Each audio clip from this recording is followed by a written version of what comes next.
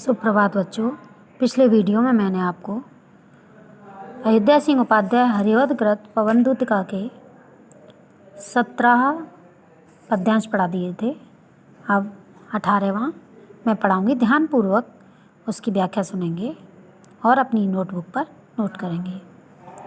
कोई प्यारा कुसुम कुमला गेह में जो पड़ा हो, तो प्यारे के चरण पर ला डाल देना उसी को। यों देना ए पवन बतला फूल सी एक बाला, मिलाना हो कमल पग को चूमना चाहती है। इसमें कुसुम माने फूल, कुमला माने प्रभाहीन, गेह माने घर, चरण माने पैर, बाला माने बालिका और मिलाना माने उदास, कमल पग माने कमल रूपी पैर। प्रस्तुत पद्यांश में राधा पवन से कहते हैं कि यदि श्री कृष्ण के घर में कोई मुरझाया फूल हो, तो श्री कृष्ण के चरणों में रखने के लिए उनसे कहती हैं। व्याख्या इस प्रकार है। यदि कृष्ण के घर कोई प्यारा कुसुम कुमला गेह में जो पड़ा हो, तो प्यारे के चरण पर ला डाल देना उसी को। यदि कृष्ण के घर में तुम्हें कोई सुंदर सा फूल मुरझाया हुआ दिखे, तो उसे उड़ाकर उसके चरणों पर डाल देना। यूं देना है पवन बतला फूल सी एक बाला, मिलाना हो कमल पग को चूमना चाहती है, ताकि उन्हें आभास हो सके कि कुमलाए हुए फूल सी उदास कोई बालिका व्याकुल होकर उनके चरण चूमना चाहती है। पद्यांश नंबर 19 देखिए। जो प्यारे मंजू उपवन या वाटिका में खड़े हों, छिद्रों में जा कुणित करना वेणु सा कीचकों को। यों हो वेगी सुरति उनको सर्व गोपांगना की, जो है वंशी श्रवण रुचि से दीर्घ उत्कंठ होती। यहाँ पर वाटिका माने बगीचा, क्वणित माने बजाना, वेणु माने बांसुरी, कीचक माने बांस, गोपांगना माने गोपिकाओं, श्रवण माने सुनना, दीर्घ उत्कंठ माने अति व्याकुल होकर। इस पद्यांश में राधा पवन को कृष्ण के समक्ष अपना संदेश भेजने के लिए बांसों और कमल के खिले हुए फूलों के माध्यम बनाने की सीख दे रही हैं। व्याख्या इस प्रकार है। जो प्यारे मंजू उपवन या वाटिका में खड़े हों, छिद्रों में जा कुणित करना वेणु सा कीचकों को। राधा पवन को कहती है, यदि तुम्हें कृष्ण किसी उपवन अथवा बगीचे में नजर आए, तो तुम बांसों के छिद्रों में पहुंचकर उन्हें बांसुरी के सदृश बजाना। यों होवेगी सुरत उनको सर्व गोपांगना की, जो है वंशी श्रवण रुचि से दीर्घ उत्कंठ होती, ताकि उन्हें उनकी बांसुरी सुनने के लिए व्याकुल होती गोपियां की याद आ जाए। अगला पद्यांश देखिए। पद्यांश नंबर 20। लाके फूले कमल दल को श्याम के सामने ही, थोड़ा थोड़ा विपुल जल में व्यग्र हो डुबवाना। यूं देना ए भगिनी जतनला एक अम्भोज नेत्रा, आँखों को हो विरह विदुरा बारे में बोरती है।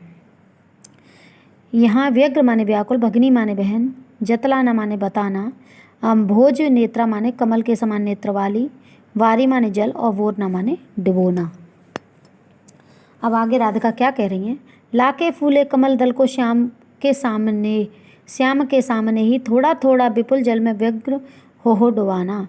राधा आगे कहती हैं कि मेरे प्रीतम के समक्ष ही खिले हुए कमल की पंखुड़ियों को व्याकुल होकर थोड़ा थोड़ा जल में डुबोना।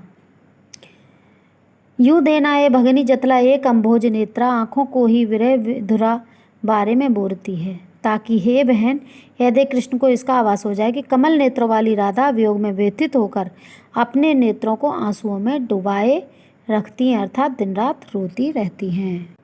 पद्यांश नंबर 21 देखिए। धीरे लाना बहन करके नीप का पुष्प कोई, और प्यारे के चपल दर के सामने डाल देना। ऐसे देना प्रकट दिखला नित्य आशंकिता हो, कैसी होती विरह वश में नित्य रोमांचिता हो।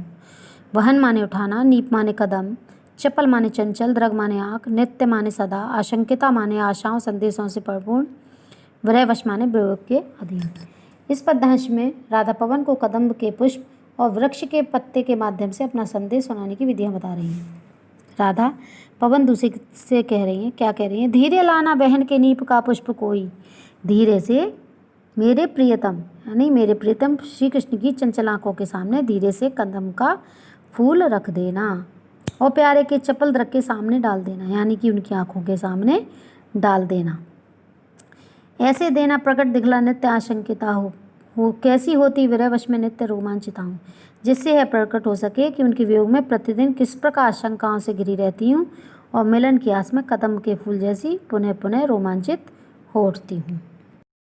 तो ध्यान नंबर 22 देखिए। बैठ नीचे जिस पिटप के श्याम होवे उसी का, कोई पत्ता निकट उसके नेत्र के लिए हिलाना, यूं प्यारे को विदित करना, चातुरी से दिखाना, मेरी चिंता विजित विचित्र का क्लांत को हो कांप जाना।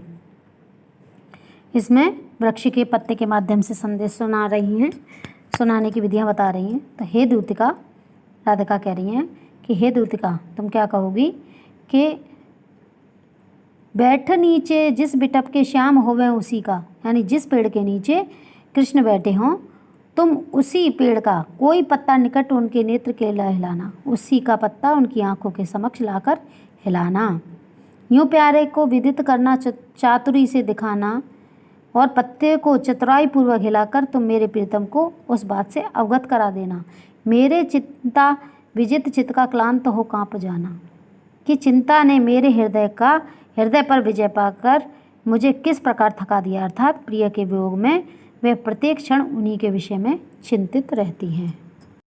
पद्यांश नंबर 23 देखिए। सूखी जाती मलिन लतिका जो धरा में पड़ी हो, तो पाँव के निकट उसको श्याम केला गिराना, यों सीधे से प्रकट करना प्रीति से वंचिता हो, मेरा होना अति मलिनो सूखते नित्य जाना। यहाँ मलिन माने उदास, लतिका माने लता या वेल, धरा माने धरती, प्रीति माने प्रेम, वंचिता माने अलग, नित्य माने सदा। प्रसंग देखिए इसका।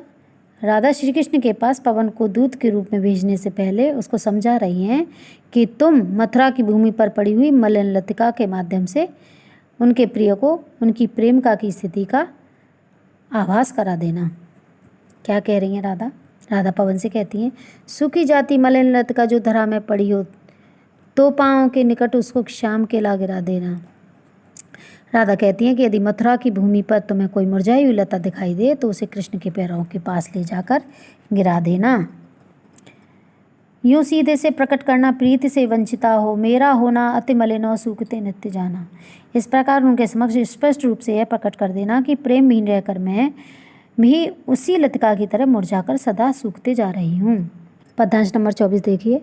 कोई पत्ता नवल तरु का पीत जो हो रहा हो, तो प्यारे के दृग युगल के सामने ला उसे ही, धीरे धीरे संभल रखना और उन्हें यूँ बताना, पीला होना प्रबल दुख से प्रोषिता सा हमारा। नवल तरु माने नया पेड़, पीत माने पीला, दृग युगल माने दोनों आँखें, प्रेषिता माने पति से बिछड़ी हुई। यहाँ प्रसंग इस प्रकार है कि राधा श्री कृष्ण के पास पवन को दूत के रूप में भेजने से पहले उसको किस प्रकार समझा रही हैं कि पेड़ के पीले पत्ते के माध्यम से उनके प्रिय को उनकी प्रेमिका की स्थिति का आभास करा देना। क्या कह रही हैं राधा यहाँ पर? राधा कह रही हैं कि हे पवन दूतिका, यदि कोई पत्ता नवल तरु का पीत से हो रहा हो, यदि कोई नए पेड़ के पीले पड़ गए पत्ते पर तुम्हारी दृष्टि पड़े तो तुम क्या करोगी? तो प्यारे के दृग युगल के सामने लाओ से ही, तो तुम हमारे प्रियतम की आंखों के आगे उसे धीरे से रख देना, धीरे धीरे संभल रखना और उन्हें यूँ बताना, पीला होना प्रबल दुख से प्रोत्साह सम्हारा, और उन्हें बताना कि पति से बिछुड़ी हुई स्त्री के समान मैं भी नित्य पीली पड़ती जा रही हूँ। नंबर 25 देखिए।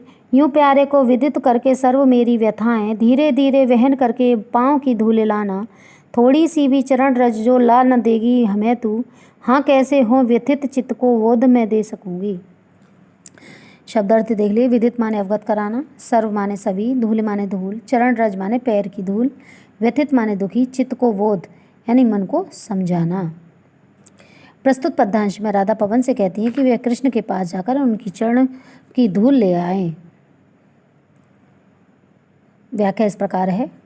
यूँ प्यारे को विदित करके सर्व मेरी व्यथाएं धीरे धीरे वहन करके पाँव की धूले लाना। कृष्ण के वियोग में व्यथित राधा पवन दूतिका से कहती हैं कि मेरे द्वारा बताए गए उपायों को अपनाकर तुम कृष्ण के समक्ष मेरी सारी व्यथाएं रखना और आते हुए उनके पैरों की धूल ले आना, धीरे धीरे बहन के पाँव की धूल लाना, और थोड़ी सी भी चरण रज जो ला न देगी हमें तू, हाँ कैसे हो व्यथित चित्त को बोध में दे सकूंगी, क्योंकि उनके बिना मैं अपने दुखी मन को समझा नहीं सकूंगी, इसलिए थोड़ी सी धूल ले आना। नंबर 26 यानी लास्ट वाला देखिए। पूरी होवे न यदि तुमसे अन्य बातें हमारी, तो तू मेरी विनय इतनी मान ले और चली जा। छू के प्यारे कमल पग को प्यार के साथ आ जा, जी जाऊंगी हृदय तल में मैं तुझी को लगा के। यहाँ पर विनय माने विनती, कमल पग माने कमल रूपी पैर। इस प्रस्तुत पद्यांश में क्या कह रही हैं? राधा कह रही हैं यानी पवन दूतिका को समझा रही हैं कि स्वयं हृदय में लगाकर नवजीवन का संचार करेंगी, यानी किसको हृदय में लगाकर? उनकी चरण की धूल को हृदय में लगाकर। व्याख्या इस प्रकार है। राधा आगे कहती हैं, पूरी होवे ना यदि तुमसे अन्य बातें हमारी, तो तू मेरी विनय उनकी मान ले और चली जा। राधा कह रही हैं, यदि तुम मेरे द्वारा समझाए गए कार्य को पूर्ण करने में समक्ष न हो सको, तो मेरी बस एक विनती मान लो, तुम उनके कमल रूपी चरणों को प्रेम पूर्वक स्पर्श करके चली आना। छू के प्यारे कमल पग को प्यार के साथ आ जा, जी जाऊंगी हृदय तल में मैं तुझी को लगा के। मैं तुम्हें ही हृदय से लगाकर स्वयं में नवजीवन का संचार करूंगी, अर्थात स्वयं को जीवित रख सकूंगी।